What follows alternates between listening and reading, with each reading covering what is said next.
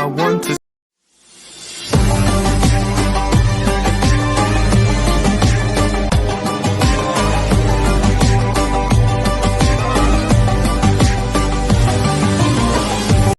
जैदपुर बाराबंकी में दूसरों की खुशियों में अपनी रंग बिरंगी आतिशबाजी से रंग भरने वाले कस्बे के आतिशबाजों की खुद की जिंदगी बेरंग हो गई है। इस हुनर के कारीगर अब भुखमरी से लड़ रहे हैं। वहीं कई ऐसे हैं जिन्होंने ये पेशा ही बदल दिया है।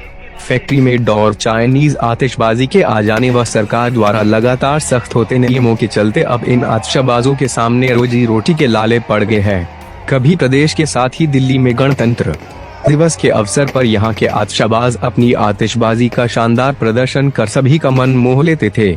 इन अवसरों पर यहाँ के आतिशबाजों को कई बार सम्मान भी मिला है, लेकिन समय के साथ प्रतिस्पर्धा के चलते और सरकार द्वारा किसी तरह का सहयोग नहीं मिल पाने व शिवाकाशी के फैक्ट्री में पटाखों के आ जाने से यहाँ के हाथों से बनाने वाले इन हुनरमंदों आतिशबाजों की धीरे धीरे पूछ कम होने लगी, जिससे यहाँ के बने पटाखों की मांग भी कम होती चली गई, जिसके चलते जहां कई आतिशबाजों ने अपने इस पुश्तैनी काम को बंद कर दूसरे कामों में लग गए, वही अभी भी लगभग 9 आतिशबाज लाइसेंस के तहत यहां हाथ से पटाखों का निर्माण करते हैं। लेकिन अब इन आतिशबाजों के लिए भी इस काम से साल भर की रोटी कमाना मुश्किल हो रहा है।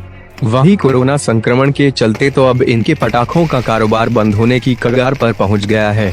आज जब हमारे संवाददाता अजमी रिजवी आतिशबाजी की दुकानों और गोदामों का जायजा लेने पहुंचे, तब कस्बे के प्रसिद्ध आतिशबाज आफाक अहमद के पुत्र अल्ताफ ने बताया कि उनकी 3 पीढ़ियों से आतिशबाजी का काम होता आ रहा है। उनके दादा मरहूम मकबूल अहमद 15 अगस्त और 26 जनवरी के अवसर पर दिल्ली में लाल किले पर अपनी हाथों की बनाई आतिशबाजी छुड़ाने जाते थे, जहां उन्हें कई बार प्रथम पुरस्कार भी मिला था। वही वे दशहरे के मौके पर परेड में भी वर्षों तक अपनी आतिशबाजी का जौहर दिखाते रहे। अल्ताफ ने यह भी बताया कि अब आतिशबाजी का काम कम होता जा रहा है, जिसकी वजह से साल भर घर का खर्च चलाना मुश्किल हो रहा है। वही पैसे नहीं होने के चलते कोई दूसरा कारोबार भी नहीं कर सकते हैं। वही एक अन्य आतिशबाज गुलाम वारिस के पुत्र गामा ने बताया कि उनके यहाँ से हर वर्ष देवा मेला व महादेवा मेला में आतिशबाजी जाती है, जहाँ कई बार उनको प्रथम पुरस्कार भी दिया गया है। उन्होंने आगे बताया कि पहले से ही आतिशबाजी की बिक्री में कमी के चलते कारोबार काफी कम हो गया था। वही पिछले 2 वर्षों से कोरोना के चलते हमारा कारोबार बंद होने की कगार पर पहुंच गया है, जिसके चलते साल भर का खर्च चलाना भी मुश्किल हो रहा है। उन्होंने बताया कि अब तो लाइसेंस में लगने वाला खर्च भी निकालना मुश्किल हो गया है। सब किसी तरह जिंदगी चल रही है। वही कस्बे के ही एक अन्य आतिशबाज जावेद अहमद ने बताया कि हमारा आतिशबाजी का बनाने और बेचने का लाइसेंस है, लेकिन अब इस कारोबार में काफी दिक्कतें हो गई है। कोरोना काल की वजह से ग्राहक आ नहीं रहे हैं, महंगाई भी काफी बढ़ गई है, जिसका असर पटाखों की बिक्री पर भी पड़ा है, जिसके चलते बिक्री नहीं के बराबर होती है। अब बैठकर ग्राहकों का इंतजार करते हुए कुल मिलाकर अगर यह कहा जाए कि सरकार द्वारा इन लोगों की किसी प्रकार से सहायता नहीं करने के चलते कस्बे में पीढ़ियों से चले आ रहे आतिशबाजी का कारोबार करने वाले इन हुनरमंदों का हुनर दम तोड़ने की कगार पर पहुँच चुका है। अगर सरकार ने इन हुनरमंदों की तरफ ध्यान न दिया तो आने वाले समय में हाथों से आतिशबाजी बनाने की कला दम तोड़ देगी।